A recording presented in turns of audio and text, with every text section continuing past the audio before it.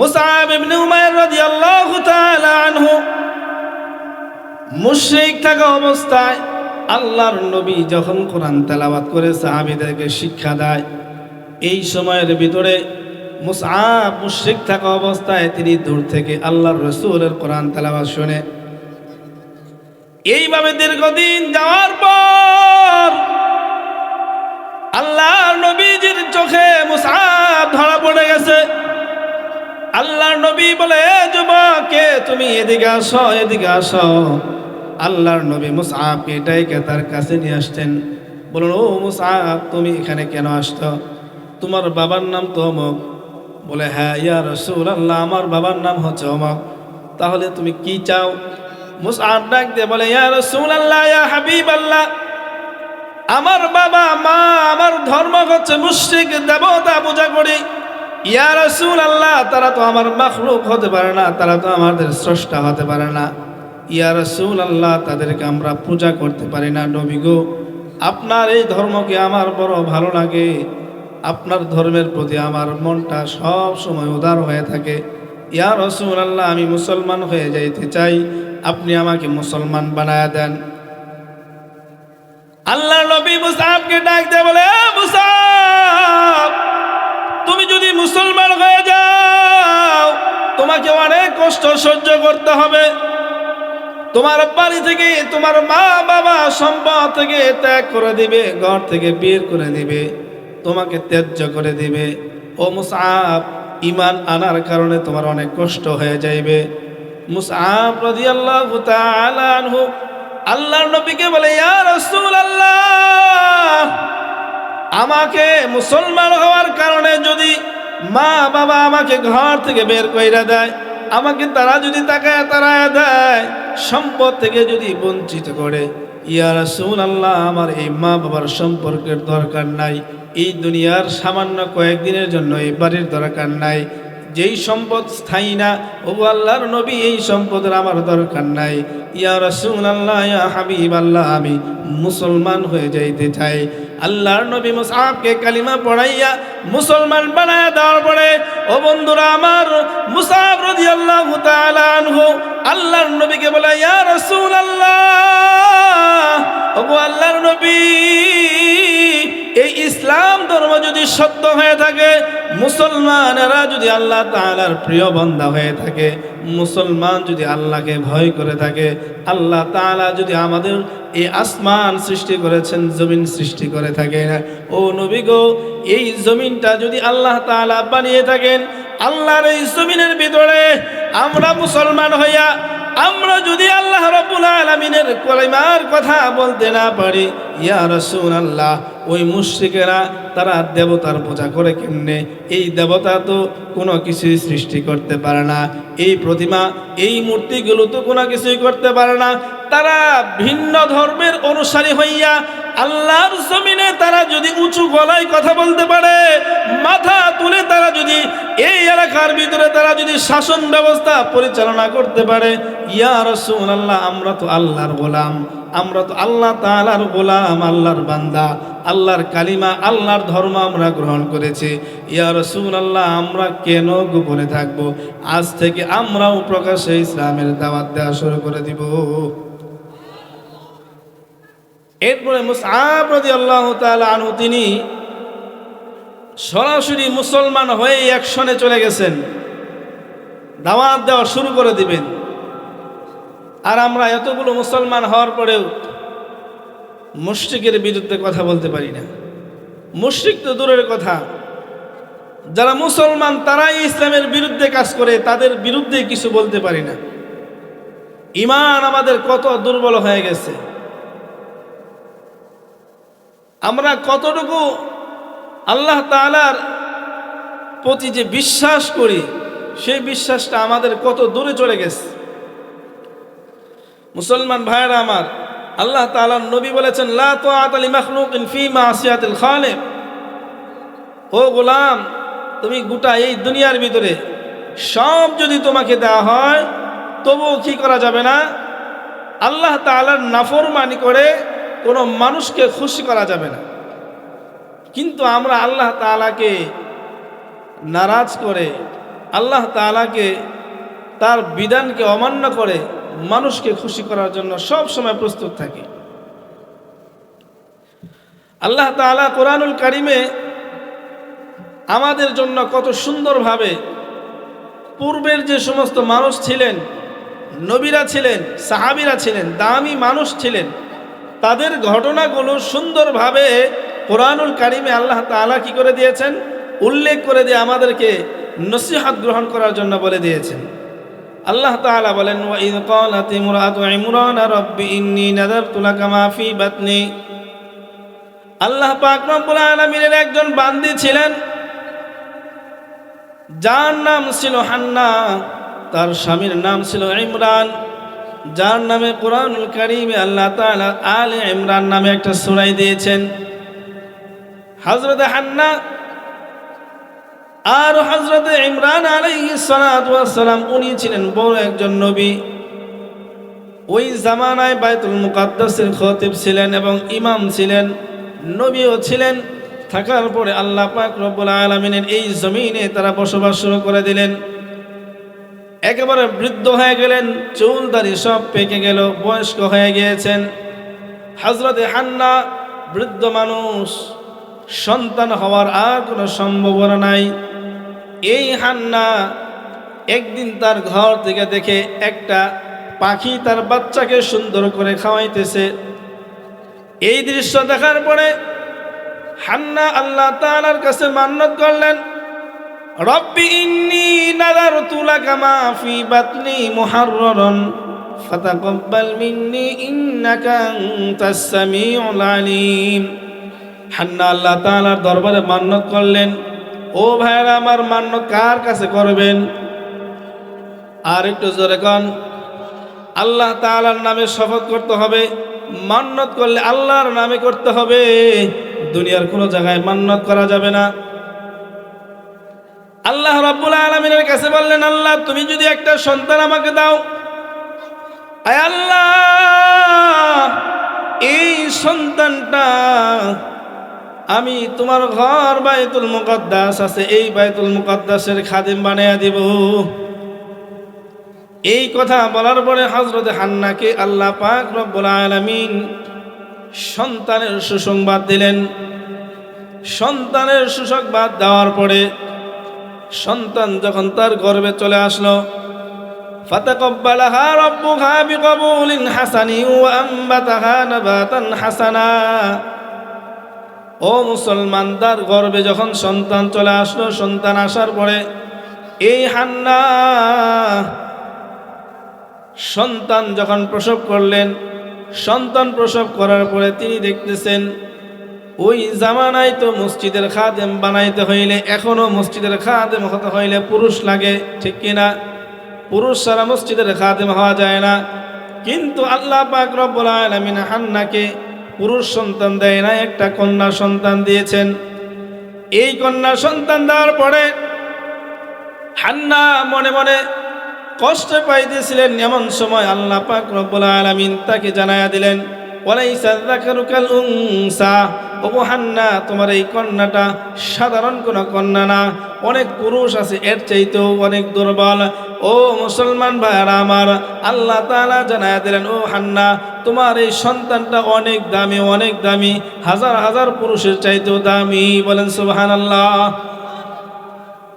আল্লাহ তাআলা জানায়া দিলেন, ও হান্না وإني سميتها مريم وإني أعيذها بك وذريتها من الشيطان الرجيم। আল্লাহ পাক রব্বুল আলামিন হান্নাকে জানায়া দিলেন, ও হান্না তুমি কি করবা? তোমার এই সন্তানের নাম রাখবা মরিয়াম। ও মুসলমান, এখান থেকে আমাদের গুরুত্বপূর্ণ একটা বিষয় হলো, আমরা যখন আমাদের সন্তানগুলোর নাম রাখবো, সন্তানগুলোর নাম অত্যন্ত ভালো নামগুলো রাখতে হবে। সাধারণ কোনো নাম রাখা যাবে না, ইচ্ছা করলেই মন চাইলেই যে কোনো নাম রাখা যাবে না। কোরআন এবং সুন্নাহর আলোকে যে নামগুলো আছে, ও মুসলমান ভাইরা আমার, সেই নামগুলো আমাদেরকে রাখতে হবে। একই গ্রামের ভিতরে একাধিক নাম থাকলেও সমস্যা নাই, কিন্তু আমার সমস্যা হলো ভালো নাম যদি না রাখেন, ওইটা হলো সমস্যা। ভালো নাম রাখতে হবে। আল্লাহ পাক রব্বুল আলামিন যখন মারিয়ামকে বললেন, ও মারিয়াম, তোমার এই মেয়েটার নাম। হান্নাকে বললেন, ও হান্না, তোমার এই মেয়েটার নাম রাখবে মরিয়াম। এই নাম রাখার পরে ও মুসলমান ভাইরা আমার, আল্লাহ তাআলা জানায় দিলেন, ও ইন্নী উঈদুহা বিকা ওয়া যুররিয়াতাহা মিনাশ শাইতানির রাজীম। আমি আল্লাহ রাব্বুল আলামিন এই মরিয়ামকে এবং তার পরবর্তী যে দুনিয়াতে সন্তান আসবে তাদেরকে শয়তানের ধোঁকা থেকে আমি আল্লাহ হেফাজত করব। ও মুসলমান ভাইরা আমার, হযরত মরিয়ম আলাইহিস সালাতু ওয়াস সালামকে নিয়ে যাওয়া হলো। সন্তান জন্ম হওয়ার কিছুদিন পরেই ওই বাইতুল মুকাদ্দাসের কাছে নিয়ে যাওয়া হলো। বাইতুল মুকাদ্দাসে যারা থাকে তাদের কাছে এই মরিয়মকে কি দেওয়া হলো? অর্পণ করে দেওয়া হলো। অর্থাৎ কি করা হলো? ওই সময়ের যে সমস্ত লোকেরা ছিল তাদের কাছে নিয়ে যাওয়া হলো এবং তার যে এই মান্যত সম্পর্কে জানায় দেওয়া হলো। বলা হলো, তোমরা আমার এই সন্তানকে এখানেই লালন পালন করবা। ও মুসলমান ভাইয়েরা আমার, ওই জামানায় ওই মসজিদের খতিব ছিল হান্নার খালু, যার নাম হলো হযরত জাকারিয়া আলাইহিস সালাতু ওয়াস সালাম। এই জাকারিয়া আলাইহিস সালাতু ওয়াস সালাম বড় মাপের একজন নবী। ওই জামানায় তখন তিনি কি হইলেন? ওই বাইতুল মুকাদ্দাসের ইমাম ও খতিব। এখন প্রশ্ন হলো, মরিয়াম যখন দুনিয়াতে আসলো তখন তার বাবা ছিল ওই মসজিদের খতিব, এত তাড়াতাড়ি আবার তার খালু কেমনে খতিব হয়ে যায়? অর্থাৎ হযরতে ইমরান আলাইহিস সালাতু ওয়াস সালাম কিছুদিন পরে কি হয়ে গেলেন? দুনিয়া থেকে বিদায় হয়ে চলে গেলেন। তারপরে স্থলাভিষিক্ত হয়ে জাকারিয়া নবী ওই মসজিদের খতিব হয়ে গেলেন। জাকারিয়া আলাইহিস সালাতু ওয়াস সালাম তদানীন্তন সময় মসজিদের যে দায়িত্বরত যারা ছিলেন তাদের কাছে প্রস্তাব করলেন, মরিয়াম যেহেতু ছোট্ট মানুষ, তাহলে মরিয়ামকে আমার কাছে দিয়ে দেন, মরিয়ামকে আমি লালন পালন করতে চাই। মরিয়ামের খালা যিনি, উনি আমার বাড়ির আমার ওয়াইফ, অর্থাৎ সে যদি আমার কাছে বড় হয়, আমার কাছে থাকে, নিরাপদে থাকতে পারবে। কিন্তু কেউ এটা দিতে রাজি হইল না। সবাই মিলে সিদ্ধান্ত করলো এখন কি হবে? লটারি দিতে হবে, লটারি সিস্টেম। কিতাবের ভিতরে এইভাবে আসছে যে প্রথম পর্যায়ে কাগজ দিয়ে লটারি দেওয়া হয়েছে যে যার নাম অর্থাৎ এখানে উঠে যাবে সেই মরিয়মের দায়িত্ব গ্রহণ করবে। একটা পর্যায়ে এতগুলো লটারির ভিতরে নাম উঠে গেল তার খালু জাকারিয়া নবীর নাম। জাকারিয়া আলাইহিস সালাতু ওয়াস সালাম তিনি লটারিতে জিতে গেলেন। উনি নিতে চাইলেন না, তারা বলে না, আমরা এই লটারি মানি না। সবাই মিলে সিদ্ধান্ত করলো যে এই যে নদীর ভিতরে ওই জামানায় যারা লেখক ছিলেন তাদের কলম ছিল প্রত্যেকের হাতে, যার কলমটা এই নদীর ভিতরে ছেড়ে দেওয়ার পরে ভেসে উঠবে, সব কলম ডুইবা যাবে, একটা কলম ভেসে উঠবে, ওই লোকটাই কি করবেন? এই মারিয়ামের দায়িত্ব গ্রহণ করবেন। সকলের কলম ডুবে গেল, একটা কলম মাত্র ভেসে উঠল। অন্য আরেক বর্ণনা আসছে যে তারা কলমটা ছেড়ে দিল, বলা হইল যে স্রোত ধরেন এই দিকে যাচ্ছে পশ্চিম দিকে। কলমগুলো ছেড়ে দেওয়ার পরে যে কলমটা পশ্চিম দিক বাদ দিয়ে পূর্ব দিকে যাবে, স্রোতের বিপরীত দিকে যাবে, ওই লোকটাই কি করবে? মরিয়মের দায়িত্ব গ্রহণ করবে। সব কলম ছেড়ে দেওয়া হলো, সমস্ত কলম পশ্চিমে যাইতেছে, স্রোতের দিকে যাইতেছে, একটা কলম শুধু স্রোতের বিপরীত দিকে যাইতেছে। সেই কলমটাও খুঁজে দেখা হলো হযরত জাকারিয়া আলাইহিস সালাতু ওয়াস সালাম। বলেন সুবহানাল্লাহ। তো জাকারিয়া আলাইহিস সালাতু ওয়াস সালাম মরিয়মের দায়িত্ব নেওয়া শুরু করে দিলেন। মরিয়মের দায়িত্ব যখন নিয়েছেন, এর পরেই মরিয়ম আলাইহিস সালাতু ওয়াস সালাম অল্প দিনের ভিতরে অনেক বড় হইতে লাগলেন। আল্লাহ তাআলা তাকে অল্প দিনে বড় বানাইতে শুরু করলেন। মুসলমান ভাইরা আমার, মরিয়ম আলাইহিস সালাতু ওয়াস সালাম যখন ছোট্ট ছিলেন, আল্লাহর নবী জাকারিয়া আলাইহিস সালাতু ওয়াস সালাম তার বাড়িতে তিনি লালন পালন শুরু করে দিলেন। যখন তিনি বড় হয়ে গেলেন, উপযুক্ত হয়ে গেলেন, এই উপযুক্ত হয়ে যাওয়ার পরে মরিয়ম আলাইহিস সালাতু ওয়াস সালামকে মসজিদের পাশে একটা ঘর বানায় দেওয়া হইল, যে ঘরের ভিতরে তিনি থাকেন আর ইবাদত করবেন। মুসল্লি যখন না থাকবে ওই সময় আল্লাহর ঘর মসজিদ তিনি কি করবেন? পরিচর্যা করবেন। আল্লাহর ওই ঘর তিনি পরিচ্ছন্নতা করবেন। হযরতে মরিয়ম আলাইহিস সালাতু ওয়াস সালামের জন্য একটা ঘর নির্মাণ করে দেওয়া হলো। ওই ঘরের ভিতরে কোনো জ্বালানা নাই, শুধু একটা মাত্র দরজা। ওই দরজা দিয়ে ওই একটা দরজার একটা চাবি মাত্র হযরত জাকারিয়া পয়গম্বরের কাছে ছিলেন, আর কারো কাছে কোনো চাবি ছিল না। ও মুসলমান ভাইরা আমার, জাকারিয়া আলাইহিস সালাতু ওয়াস সালাম তার খানা কি করতেন? বাড়ি থেকে জোতাটাই মেরে দিতেন। জাকারিয়া আলাইহিস সালাতু ওয়াস সালাম হঠাৎ করে একদিন তিনি মসজিদ থেকে দূরের কোনো কাজে চলে গেছেন, তার আর স্মরণ নাই। স্মরণ না থাকার কারণে জাকারিয়া আলাইহিস সালাতু ওয়াস সালাম খানা দিয়ে যাইতে পারে নাই। হযরত মরিয়ম আলাইহিস সালাতু ওয়াস সালাম ভিতরে অবস্থান করতেছেন। ও মুসলমান ভাইরা আমার, হযরতে মরিয়ম আলাইহিস সালাতু ওয়াস সালাম ভিতরে আছেন, খানা নাই, কেমনে খানা আসবে?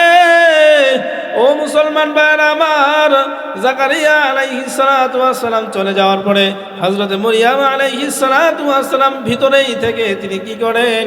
আল্লাহ তাআলার ইবাদত করেন। হঠাৎ করিয়া এমন একদিন চলে আসছে, ওই দিন তিনি সিজদা দিয়েছেন। সিজদা দেওয়ার পরে মরিয়ম আলাইহিস সালাতু ওয়াস সালাম বলেন, ওগো আল্লাহ, এই যে সিজদা দিলাম, যতক্ষণ পর্যন্ত তুমি আমার সিজদা দেওয়ার পরে সুবহানা রাব্বিয়াল আলা, আল্লাহ তোমাকে আমি ডাক দিব, আল্লাহ যতক্ষণ পর্যন্ত তুমি আমার ডাকে স্মরণ না করবা, আমার ডাকের জবাব না দিবা, ততক্ষণ পর্যন্ত আমি এখান থেকে মাথা উঠাবো না। ও মুসলমান ভাইরা আমার, হযরত মরিয়ম আলাইহিস সালাতু ওয়াস সালাম সিজদায় পড়ে যাইয়া আল্লাহ তাআলার তাসবিহ শুরু করে দিলেন। এই লম্বা একটা সিজদা দিলেন। লম্বা একটা সিজদা দেওয়ার পরে আল্লাহ পাক রব্বুল আলামিন মরিয়মের ডাকে সাড়া দিয়েছেন। বলেন সুবহানাল্লাহ। মরিয়ম ঘরের ভিতরে থেকে তিনি ইবাদত করেন, একটা ঘরেই থাকেন, যেই ঘরের কোনো জ্বালানা নাই, শুধু একটাই দরজা। বাহিরে যাওয়ার প্রয়োজন হয়, কিন্তু তিনি তার খালুকে ছাড়া বাহিরে কখনো যায় না। কিন্তু আজকে আমাদের মা বোনদের অবস্থা কি? আমাদের মা বোনদের অবস্থা কি? ও মা, তুমি তো সাধারণ কোনো মা না। আল্লাহ পাক রব্বুল আলামিন এই পৃথিবীতে ১৬ লক্ষ নবী রাসূল পাঠাইছেন। প্রত্যেকটা নবী তো তোমাদের মাধ্যমেই দুনিয়াতে এসেছেন। তোমরা তো তাদেরই মা। যত পীর বুজুর্গ মাশায়েখ ওলি আল্লাহ গাউস কুতুব যারা দুনিয়াতে এসেছেন, প্রত্যেকেরই তো তোমরাই মা। তোমাদের মাধ্যমেই তো তারা দুনিয়াতে এসেছেন। একজন বড় বুজুর্গের মা কি সাধারণ মানুষ হতে পারে? কথা বলেন। হ্যাঁ, আব্দুল কাদের জেলানির কথা আমরা বলি। আব্দুল কাদের জেলানির মা কেমন ছিলেন? কথা কয় না। এই ঘটনা জানেন না আপনারা? কত দামি মানুষ ছিলেন। মুসলমান ভাইরা আমার, আব্দুল কাদের জেলানির মা এত গুরুত্বপূর্ণ দামি একজন মহিলা ছিলেন। আব্দুল কাদের জেলানির বাবার নাম হলো আবু মুসা সালেহ জঙ্গি। উনি একদিন হঠাৎ করে রাস্তা দিয়ে যাইতেছেন, যাওয়ার পথে হঠাৎ করে নদী পথে যাইতেছেন, এমন সময় দেখেন একটা ফল পানিতে ভেসে ভেসে যাইতেছে। ক্ষুধার কারণে তিনি ফলটা খেয়ে ফেলছেন। ফলটা খাওয়ার পরে তখন তার ব্রেনে কাজ করতেছে, আহারে আমি কেন এই ফলটা খাইলাম? আরে আমি তো মালিকের কাছে অনুমতি নেই নাই, আমি জানিও না এই মালিকটা কার, কোন গাছের ফল, এই গাছের মালিককে। ও মুসলমান, খাওয়ার পরে যখন তার ব্রেনে কাজ করেছে, ঠিক হয় নাই। আব্দুল কাদের জেলানির বাবা ওই রাস্তা দিয়ে যাইতেছে, যাইতে যাইতে দেখে অনেক বড় একটা বাগান। যেই বাগানটা নদীর একেবারে তীরবর্তী জায়গায়, একটা গাছ বাগানের ভিতরে আছে, কিন্তু তার আগাটা একেবারে নদীর কাছে, অর্থাৎ সেখান থেকে ফলটা পড়ে গেছে। ও মুসলমান, আব্দুল কাদের জেলানির বাবা গিয়ে ওই জামানার আব্দুল কাদের জেলানির নানার কাছে গিয়ে বলছে, ওগো আল্লাহর গোলাম, আপনার এই বাগান থেকে একটা ফল নদীতে বেশে বেশে গিয়েছে, আমার ক্ষুধার কারণে আমি খেয়ে ফেলছি। আপনার কাছে আমি মাপ চাই, কিয়ামতের ময়দানে যেন আল্লাহ তাআলার কাছে এর জন্য বিচার দায়ের না করেন, আল্লাহ তাআলার দরবারে যেন অভিযোগ না করেন। অর্থাৎ হিসাব তো আল্লাহ তাআলার দরবারে দিতে হবে। মুসলমান ভাইরা আমার, আব্দুল কাদের জিলানীর নানা বলে,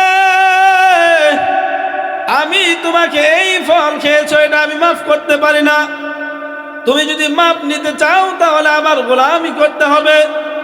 ও মুসলমান, গোলামি শুরু করে দিলেন। দীর্ঘদিন গোলামি হয়ে যাওয়ার পরে নির্দিষ্ট একটা মেয়াদ দেওয়া হলো। নির্দিষ্ট মেয়াদ দেওয়ার পরে আব্দুল কাদের জিলানীর বাবা বলে, আমি তো আপনার নির্দিষ্ট মেয়াদ অতিবাহিত করেছি, এখন আমাকে ক্ষমা করে দিন। ও মুসলমান, এমন সময় আব্দুল কাদের জিলানীর নানা বলে, না না, একটা শর্ত আছে, তোমাকে ক্ষমা করতে পারি। বলে, কি ক্ষমা করতে পারো? ওই সময় বলতেছে, ক্ষমা করতে পারি এই জন্য, আমার একটা মেয়ে আছে, যেই মেয়েটাকে বিবাহ করতে হবে এই শর্তে। আমার মেয়ের চোখটা বেশ ভালো না, তিনি চোখে দেখে না। আমার মেয়েটা চোখে দেখে না। 2 নম্বর হলো, আমার মেয়েটা হেঁটে হেঁটে বাহিরে যাইতে পারে না, ল্যাংড়া মানুষ। 3 নম্বর হলো, আমার মেয়েটা কথা বলতে পারে না।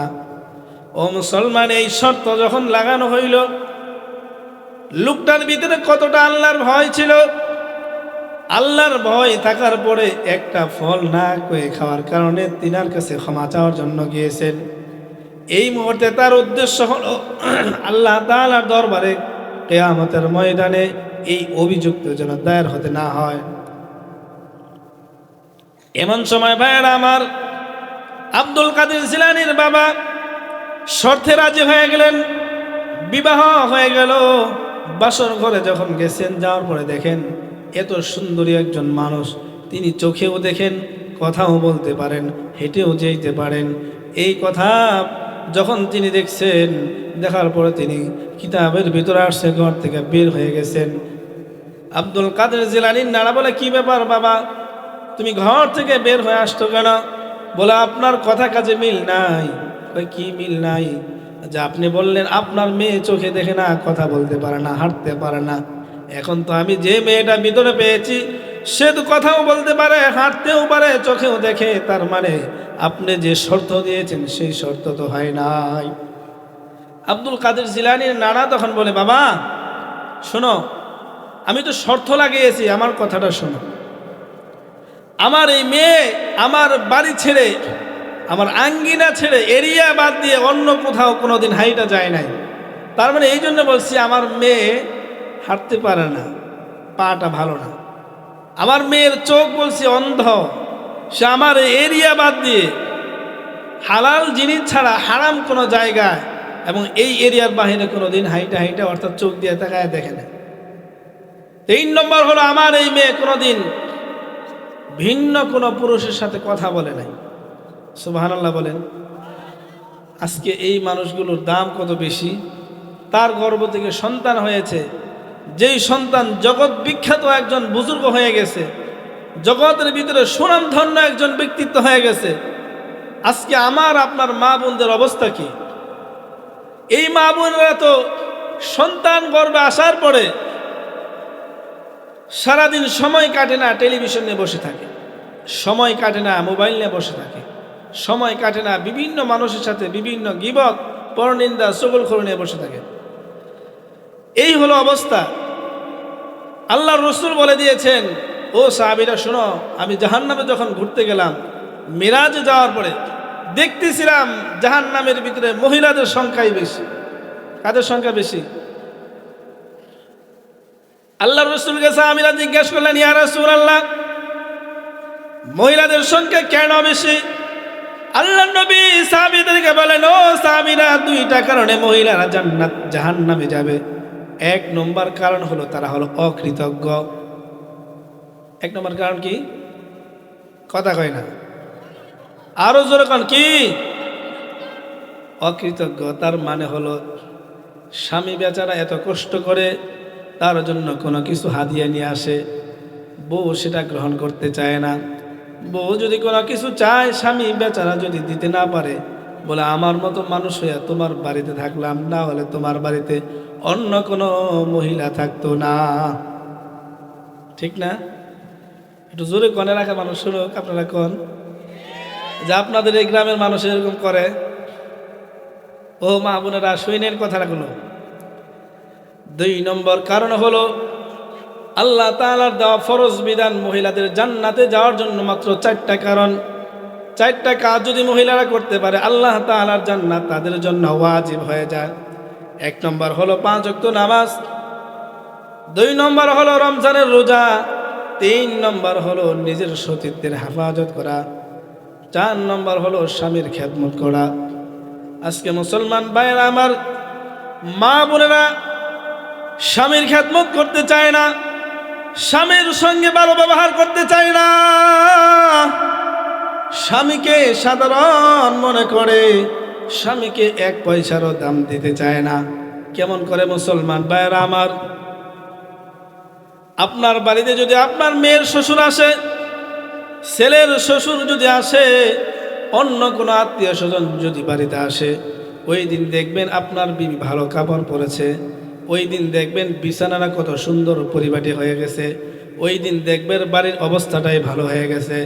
কিন্তু আপনি এত কষ্ট করে নিজের কষ্টের টাকা দিয়ে কাপড় কিনে দিয়েছেন, ওই কাপড়টা আপনাকে দেখানোর জন্য সে পরে না।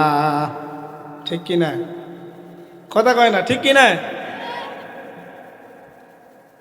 এ মুসলমান ভাইরা আমার, আল্লাহ তাআলার নবী বলে দিয়েছেন, যদি কোনো মহিলা স্বামীকে দেখানোর জন্য, খুশি করার জন্য সে যদি সাজতে থাকে, সাজগোজ করতে থাকে, যতক্ষণ পর্যন্ত সে সাজবে, আল্লাহর নবী বলেছেন নির্দিষ্ট আকারে কিছু ফেরেশতা দেওয়া হবে, বলা হবে, ও ফেরেশতারা, আমার এই বান্দি তার স্বামীকে খুশি করার জন্য সে সাজতেছে, তোমরা যত পারো এই মহিলার জন্য তার আমলনামায় নেকি লিখতে থাকো। বলেন সুবহানাল্লাহ।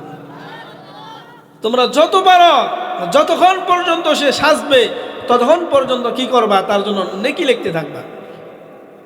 আর বলা হয়েছে, যদি স্বামী ছাড়া ভিন্ন কোনো মানুষকে দেখানোর জন্য তারা যদি সাজে, আল্লাহর রাসূল বলেছেন যতক্ষণ পর্যন্ত সে সাজবে আল্লাহ তাআলা লানত করবে।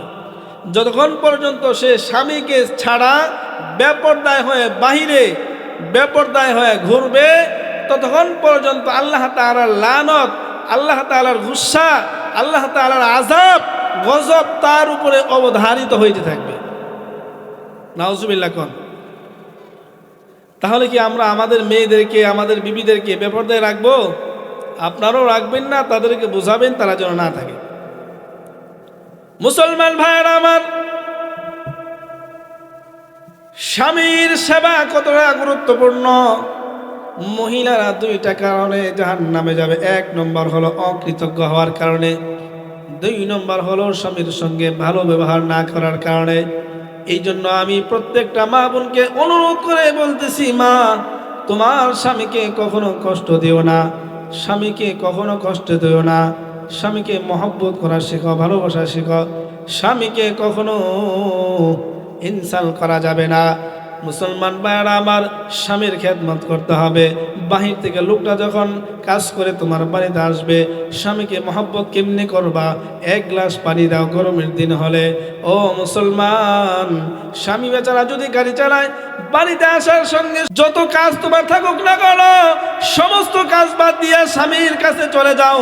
স্বামীর কোন জিনিসটার প্রয়োজন, ওই প্রয়োজন মোতাবেক তুমি কাজ করে দাও।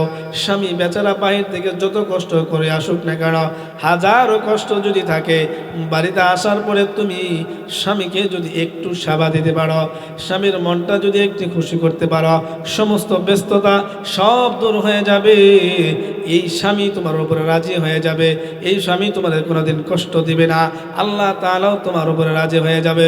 ও মুসলমান ভাইরা আমার, আল্লাহর নবীর মেয়ে ফাতিমাতুজ জোহরা রাদিয়াল্লাহু তাআলা আনহা, ও মুসলমান, কেমন মানুষ ছিলেন এই মহিলা ফাতিমা রাদিয়াল্লাহু তাআলা আনহা। যেদিন মারা যাবেন, দুনিয়া থেকে বিদায় হয়ে যাইবে, ওই দিন স্বপ্নের মাধ্যমে দেখতেছেন আল্লাহর রাসূল অন্ধকারের ভিতরে তার ঘরের ভিতরে কি যেন খুঁজতেছে। হঠাৎ করে ফাতিমা জিজ্ঞাসা করে, ইয়া রাসূলুল্লাহ, ইয়া হাবিবাল্লাহ, ও আব্বাজান, এই অন্ধকারের ভিতরে আপনি কি খুঁজেন? ও মুসলমান, এই সময় নবীজি বলে, ও ফাতিমা, আমি তো তোমারে খুঁজতে থাকি। বন্ধুরা আমার, আল্লাহর নবীকে বলেন, ইয়া রাসূলুল্লাহ, এই যে আমি। আল্লাহর নবী ফাতিমাকে ডাক দিয়ে বলো, ফাতিমা, আজকে রমজান মাস, সেহরি খাইবা আলীর সঙ্গে আর ইফতার করবা জান্নাতের ভিতরে আমি নবীর সঙ্গে। বলেন সুবহানাল্লাহ। মুসলমান ভাইরা আমার, ফাতিমাকে আল্লাহর রাসূল যখন বলে দিলেন, ফাতিমা তো আর বুঝার বাকি নাই, নবীর সঙ্গে ইফতার কেমনে করবে। অবশ্যই অবশ্যই মৃত্যুবরণ করতে হবে, তারপরে নবীর সঙ্গে ইফতার করা যাবে, তাছাড়া ইফতার করা যাবে না। ও মুসলমান, সাহরি খাওয়ার পরে হযরত আলী রাদিয়াল্লাহু তাআলা আনহু মসজিদে চলে গেছেন। এইদিকে ফাতিমা আর ঘুমায় না, অনেকগুলো আটা একেবারে খামিরা তৈরি করে নিয়েছেন, অনেক রুটি বানাবেন। ফাতিমা রাদিয়াল্লাহু তাআলা আনহা গরম পানি করতেছেন, কাপড় পরিষ্কার করবেন। হযরত ফাতিমা রাদিয়াল্লাহু তাআলা আনহা যখন তিনি এই আটার খামিরা তৈরি করে নিয়েছেন, এই দিক দিয়ে হযরত আলী বাড়িতে চলে আসতে, বাড়িতে আসার পরে ফাতিমার দৈনিক আমল কি ছিল, ও বাবাজিরা, ও পর্দার অন্তরের মাগো, একটু খেয়াল করে শোনো। ফাতিমার দৈনিক আমল ছিল ফজরের নামাজ পড়ার পরে তার জায়নামাজে নামাজের মুসল্লায় বসে থাকতেন। সূর্য যতক্ষণ পর্যন্ত না উঠতো, ওঠার পর্যন্ত তিনি সেখানে তাসবিহ তেলাওয়াত করতেন, কোরআন তেলাওয়াত করতেন। ইশরাকের সময় হয়ে গেলে সেখান থেকে ইশরাক পড়ে তারপরে তিনি নামাজ ত্যাগ করতেন। এই ছিল তার রুটিন, এই ছিল তার আমল, সেখান থেকে আর উঠতেন না। ওই দিন আলী রাদিয়াল্লাহু তাআলা আনহু তার নামাজের মুসল্লায় ফাতিমাকে খুঁজে পাওয়া যায় না। দেখে ফাতিমা অনেকগুলো আটা খুলেছে। ফাতিমাকে জিজ্ঞাসা করে, কি ব্যাপার ফাতিমা, এত আটা বের করছো কেন, কি হবে, এত কোথায় যাইবা, এত রুটি দিয়ে কি হইবে? ও মুসলমান, ফাতিমা কোনো জবাব দেয় না। ওই মুসলমান গোসলখানায় গিয়ে দেখে অনেকগুলো কাপড় ভিজানো আছে। ফাতিমাকে বলে, কি ব্যাপার ফাতিমা, এত কাপড় ভিজানো কেন? ফাতিমা রাদিয়াল্লাহু তাআলা আনহা এই অবস্থার ভিতরে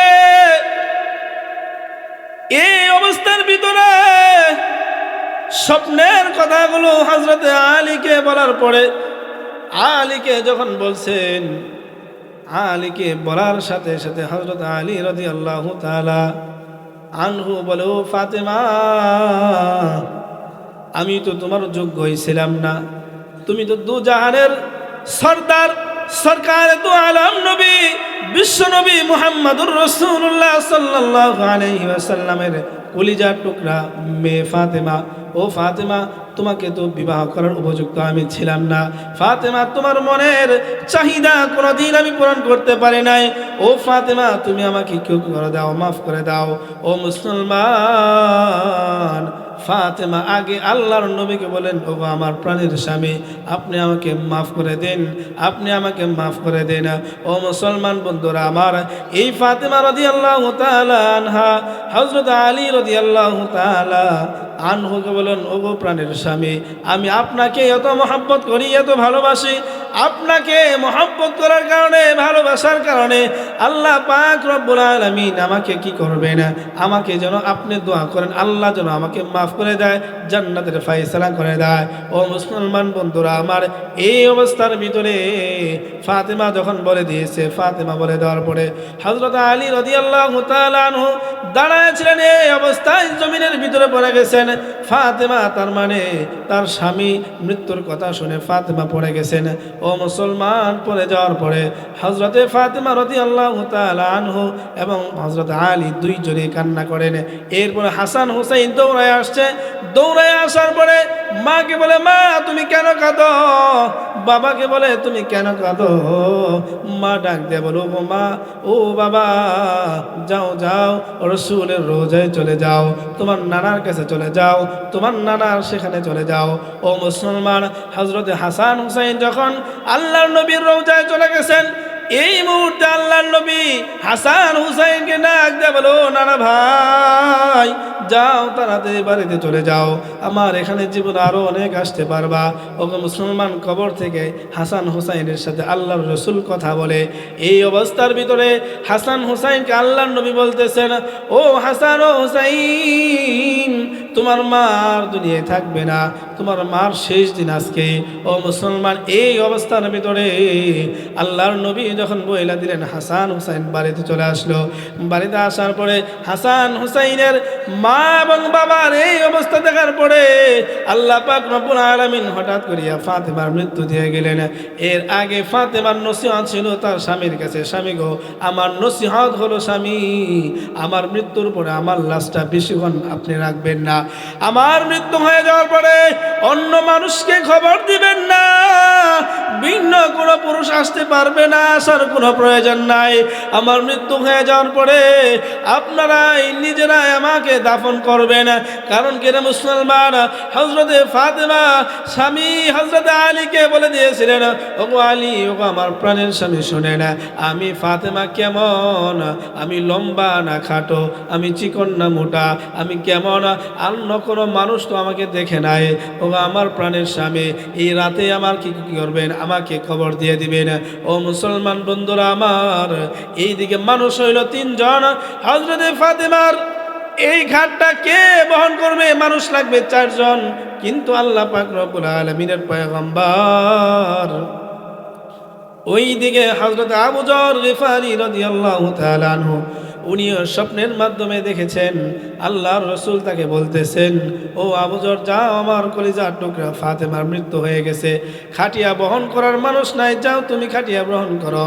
ও মুসলমান বন্ধুরা আমার, খাটিয়া বহন কইরা যখন গুরুস্থানে গেছে, কবরের ভিতরে নামার পরে হযরত আবু যর গিফারি কবরকে বলে, রে কবর, ও কবর, তুমি কি জানো আজকে তোমার ভিতরে কাকে দাফন করা হবে? ও কবর, আজকে জানো তোমার ভিতরে কাকে রেখে যাওয়া হবে? কবরকে বলতেছে, কবর রে, তোর ভিতরে আজকে রেখে যাওয়া হবে সরকার দু আলম নবী, দু জাহানের বাদশা নবী, শ্রেষ্ঠ নবী, সৃষ্টির আকর্ষণ নবী, সেই নবীর কন্যাকে তোর ভিতরে রেখে দেওয়া হবে। জান্নাতের সর্দার হাসান হুসাইনের মাকে কবরের ভিতরে রেখে দেওয়া হবে।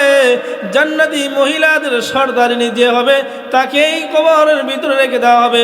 ওরে কবর, খবরদার খবরদার, এই ফাতেমার সঙ্গে বেয়াদবি করিস না। ও মুসলমান, কবরের ভিতরে আওয়াজ আসে, ও আবু যর গিফারি শোনো, ও আবু যর গিফারি শোনো, আমি এখানে নবীজির কন্যাকে চিনি না, জান্নাতি মহিলাদের সর্দারিনীকে চিনি না, হাসান হুসাইনের মাকে চিনি না। আমার এই কবরের ভিতরে আসলে যার আমলটা বড় ভালো হবে, নেকটা যার নেকিটা বেশি হবে, আমি এই কবর আমল চিনি, যারা আমল ভালো হবে তার সঙ্গে আমার রব ভালো ব্যবহার করতে বলেছেন, যারা আমলটা বড় খারাপ হবে তার সঙ্গে খারাপ আচরণ করতে বলেছেন। ও মুসলমান বন্ধুরা আমার, এই যে কবরের অবস্থা, আজকে যদি জান্নাতের সর্দারিনী হওয়ার পরেও যাকে আল্লাহর নবী এই ফাতেমাকে দুনিয়ায় থাকা অবস্থায় জান্নাতের টিকিট দিয়ে গেছেন, দুনিয়ায় থাকা অবস্থায় ফাতেমাকে আল্লাহর নবী জানায় দিয়েছেন, ও ফাতেমা, তুমি জান্নাতি মহিলাদের সর্দারিনী হইবা। ও ফাতেমা, তোমার সন্তান হাসান হুসাইন তারা হলো জান্নাতি যুবকদের সর্দার। ও মুসলমান, এই নবীর মেয়েকে কবরে রাখার পরে কবরের যদি এই জবাব এসে যায়, তাহলে আমার আপনার মৃত্যুর পরে কবরের কি অবস্থা হয়ে যাইবে। এই জন্য মা বোনদেরকে অনুরোধ করে বলি, মা, কবরে আপনাকে আমাকে যাইতেই হবে, সবাইকে আমাকে কি করতে হবে, কবরে যাইতেই হবে। এই জন্য কবরে যাওয়ার যে সামানা তৈরি করা দরকার, সেটা আমাকে এই দুনিয়া থেকে তৈরি করে নিতে হবে। তো মুসলমান ভাইয়েরা আমার, হযরতে মরিয়ম আলাইহিস সালাতু ওয়াস সালাম, তিনি যেই ঘরে থাকেন ওই ঘরের আর কোনো জানালা নাই, শুধু একটাই দরজা। জাকারিয়া আলাইহিস সালাতু ওয়াস সালাম, জাকারিয়া আলাইহিস সালাতু ওয়াস সালাম, তিনি হঠাৎ করে আসছেন। আয়েশা দেখে মরিয়মের যে কামরা আছে সেই কামরার ভিতরে, ঘরের ভিতরে অসংখ্য ফল, যেই ফলগুলো সিজনালি না, আনসিজন ফল, এই ফলগুলো দেখার পরে জাকারিয়া আলাইহিস সালাতু ওয়াস সালাম তিনি বলতেছেন, কি ব্যাপার, এ মরিয়াম এই ফলগুলো তুমি কোথায় পাইলা? জাকারিয়া আলাইহিস সালাম বলার পরে মরিয়াম আলাইহিস সালাতু ওয়াস সালাম বলতেছেন, ওয়াজাদা ইনদাহা রিজকা ক্বালা ইয়া মারইয়াম আন্না লাকি হাযা ক্বালাত হুয়া মিন ইনদিল্লাহ ইন্নাল্লাহা ইয়ারযুকু মান ইয়াশাউ বিগাইরি হিসাব। মরিয়াম আলাইহিস সালাতু ওয়াস সালাম বলতেছে, এই রিজিক তো আল্লাহ পাক রব্বুল আলামিন আমাকে দিয়েছে। বলেন সুবহানাল্লাহ। অর্থাৎ দুনিয়ায় থাকা অবস্থায় বেমৌসুমি ফল, জান্নাতের ভিতরে থাকা যে ফলগুলো আছে, দুনিয়ায় থাকা অবস্থায় আল্লাহ যদি মানুষকে খাওয়ায়, আল্লাহ যদি খাওয়াইতে পারে, আজও সেই আল্লাহ তাআলা বিদ্যমান রয়েছে, আজও সেই আল্লাহ তাআলার ক্ষমতা সেই পরিমাণ ক্ষমতায় আছে। কিন্তু আজকে আমরা যদি ইমানের পরিবর্তন ঘটাইয়া আমরা যদি খাঁটি ইমানদার হতে পারি, আমাদের ইমানগুলো যদি পরিপূর্ণ ইমানদার হয়, সাচ্চা ইমান হয়, তাহলে অবশ্যই আল্লাহ পাক রব্বুল আলামিন আজও যেই সমস্ত মা বোনেরা, আজও যেই সমস্ত ব্যক্তিরা খাঁটি ইমানদার হবে, আল্লাহ ওয়ালা হয়ে যাবে, আল্লাহ তাআলা তাদেরকে দুনিয়ার ভিতরেই কি করবেন? জান্নাতি ফল খাওয়াবেন।